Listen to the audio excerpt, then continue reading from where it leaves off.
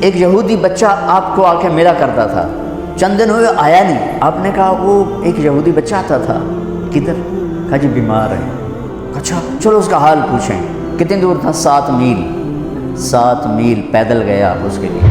زندگی جذبات کا نام ہے، اور جذبات جب مجروح ہوتے ہیں زندگی ویران ہو جاتی ہے، اور جذبات کو پانی پلایا میرے نبی نے۔ ہے ایک یہودی کا جنازہ گزرا، میرے نبی کھڑے ہو گئے، سبحان اللہ، لَتَجِدَنَّ أَشَدَّ النَّاسِ عَدَاوَةً لِلَّذِينَ آمَنُوا الْيَهُودَ وَالَّذِينَ أَشْرَكُوا۔ وہ یہودی ہو کے یہ اپنے صحابہ نے کہا یا رسول اللہ یہودی ہے، انسان تو ہے، نفس تفلتت من۔ ایک یہودی بچہ آپ کو آ کے ملا کرتا تھا،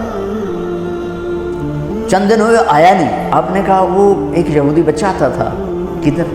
کہا جی بیمار ہے۔ اچھا چلو اس کا حال پوچھیں۔ کتنی دور تھا؟ 7 میل۔ 7 میل پیدل گیا آپ اس کے لیے۔ دیکھو ہمارے بھائی سے ہو جائے تو ہم اس کو ملنا چھوڑ دیتے، سگے بھائی، ایک چھاتی کا دودھ، ایک ماں کے پیٹ سے نکلنے والا بھائی، رشتوں پر اونچ نیچ ہو جائے تو سگے بھائی بہن ایک دوسرے کو سلام چھوڑ جاتے، ملاقات چھوڑ جاتے۔ اور یہ یہودی، اسلام نفرت نہیں سکھاتا، اسلام محبت سکھاتا۔ میں دائیں بائیں ہو جاتا ہوں لیکن چیزیں ضروری ہوتی ہیں جو میرے ذہن میں آتی ہیں۔ میرے نبی نے فرمایا میرے بیٹے انس، میری ایک عظیم الشان سنت۔ عظیم الشان کا لفظ میری یادداشت میں صرف یہیں ہے اور کہیں نہیں ہے۔ میرے بیٹے انس، میری ایک عظیم الشان سنت ہے، اگر تو اس پہ قابو پا گیا تو جنت میں میرا ساتھی ہو جائے گا۔ جنت کا ملنا بھی بڑی بڑی شے ہے، لیکن جنت میں نبی کا پڑوس ملنا تو جنت تو بھی بڑی شے ہے۔ تو آپ کہہ رہے ہیں میرا ساتھی ہو جائے گا۔ کہا جی کیا ہے؟ کہ وہ یہ ہے ان استطعت او قال ان قدرت۔ بیٹے ذرا مشکل ہے کام، نبی کے پڑوس میں گھر چاہیے تو پیسے تو زیادہ ہی لگیں گے نا، تھوڑے پیسوں سے تو نہیں۔ میں ان استطعت او قال ان قدرت، اس میں لفظ سے جو ایک معنی اشارہ ہو رہا ہے، میں وہ اشارہ بتا رہا ہوں، لفظ کا ترجمہ نہیں کر رہا ہوں، اس میں جو اشارہ وہ بتا رہا ہوں کہ بیٹے ذرا زور لگانا پڑے گا، اور چوکھا ہی زور لگانا پڑے گا میری اس سنت کے لیے۔ پگڑی بھی سنت ہے، داڑھی بھی سنت ہے، لیکن عظیم سنت میرا نبی یہی فرما رہے ہیں۔ اور پھر کہا ان تصبح و تمسی، بیٹے یہ ساری زندگی کا زور لگانا ہوگا، یہ ایک دفعہ کے صرف نہیں ہوگا، ساری زندگی تجھے پسینہ بہانا پڑے گا، تب تو میری اس سنت پہ قابو پائے گا، لیکن تجھے ملے گا تجھے میں مل جاؤں گا۔ کہا جی کیا ہے؟ کہ وہ یہ ہے وَلَيْسَ فِي قَلْبِكَ غِشٌّ لِأَحَدٍ فَافْعَلْ۔ بیٹا اس دل میں کسی کے لیے کھوٹ نہ پیدا کر۔ آپ غور فرمائیں، کسی کے لیے، لِأَحَدٍ، کسی کے لیے، بیٹا مسلمانوں کے لیے نہیں، نمازیوں کے لیے، جنید بغدادی جیسے لوگوں کے لیے، رابعہ بصری جیسی عورتوں کے نہیں۔ 7 ارب انسان اس وقت ہیں، اس وقت پتہ نہیں کتنے انسان تھے، اور یہ قیامت تک کا دستور میرے نبی بتا رہے ہیں کہ میری عظیم الشان سنت یہ ہے کہ دل کو سب سے صاف کر دو، اور یہ ایک دفعہ نہیں ہوگا، ایک دفعہ صاف کرو گے 10 دفعہ پھر گندا ہوگا، اس لیے کہا ان تصبح و تمسی، بیٹا ساری زندگی جھاڑو لے کے لگے رہنا۔ کل جو گھر کی صفائی ہوئی تھی آج وہ کام نہیں آئے گی، آج پھر صاف کرنا پڑے گا، یہ ساری خواتین جانتی ہیں۔ کل جو لان کو صاف کیا تھا اور کل جو لاؤنج کو صاف کیا تھا آج پھر جھاڑو چلے گا۔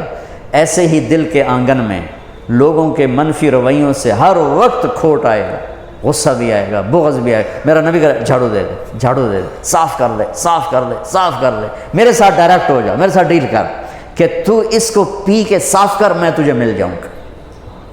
سبحان اللہ، کیا زندگی سکھائی ہے۔ اور اب ہمارا نفرت، اور مثلا ایک آدمی جو دیندار ہے نا وہ بے دین لوگوں سے نفرت کرتا ہے۔ ایک یہ جو کلاسیفیکیشن ہے نا جی ہم تو دنیا دار ہیں، یہ دیندار ہیں، یہ بہت بڑی گمراہی ہے۔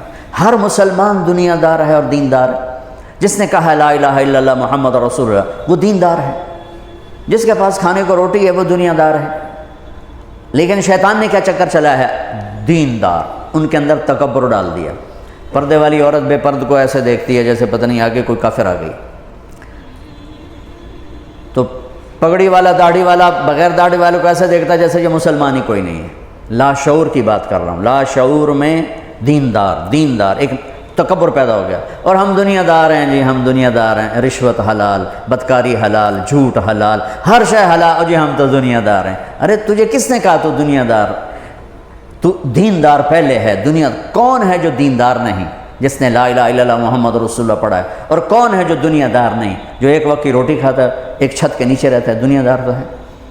لیکن شیطان نے ایسا چکر ڈالا، ہم تو دنیا دار ہیں، چل شراب بھی حلال، بدکاری بھی حلال، ہر شے حلال ہو گئی، اور ہم تو دیندار ہیں، تکبر پیدا ہو گیا۔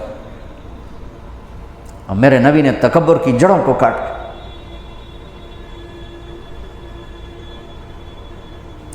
چلو بھئی اس کا حال پوچھیں، کون؟ کسی صحابی کی اولاد نہیں ہے، یہودی کا بیٹا ہے۔ 7 میل بنو قریظہ، 4 میل ہے قبا، اور پھر 3 میل آگے رہتے تھے بنو قریظہ۔ بنو قریظہ کے کعب بن اشرف کا گھر ابھی بھی وہاں باقیات کھڑی۔ پہنچے تو وہ مر رہا تھا، تو آپ نے دیکھا تو کہا بیٹا قل لا الہ الا اللہ، کلمہ پڑھ لے بیٹا، کلمہ پڑھ لے۔ تو اس نے ایسے ابا کو دیکھا، اپنے باپ کو دیکھا، کم وقت کو پتہ ہے کہ سچے ہیں، انہوں نے کہا اطیع ابا القاسم، کمان لے اس کی۔